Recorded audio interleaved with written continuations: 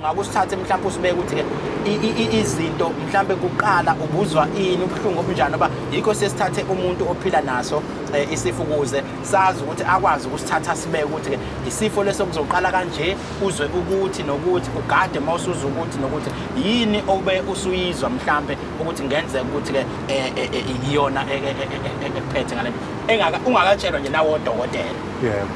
Uqala kwami ukuzwa bekumuntu nje ngathi uphathwa ama-piles. Okay. Ngiya kodokotela banginikeza i-medication yama-piles. Okay.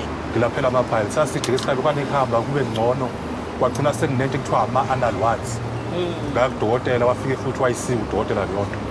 Kwahamba isikhathi lokhani ngivuka lento kwagcina sekunamathumba-ke. Yila sinamathumba isibhedlela sami i-site pulmonaries esingijatshe khona sangisa kwi-Herigwala eMaritzburg. Okay. Mangifike eHerigwala ngoJune last year. Bangenza lento ekuthiwa i-biopsy.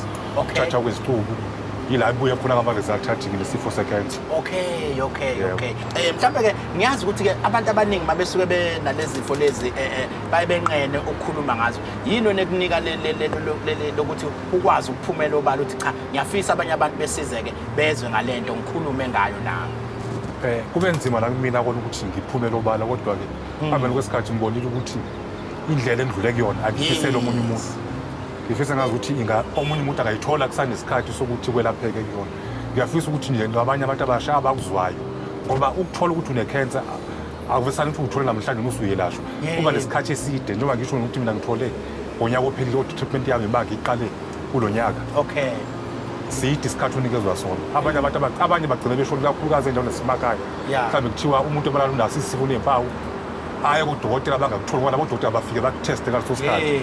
Ugcina sekuthiwa hayi uthakathiwe umakhelwane wathwathi kanti indaba ila kule sifo somdlavuza. Yona lento engifisayo ukuthi nomunye umuntu okhona okuzwayo lokho ashesha aye kodokotela.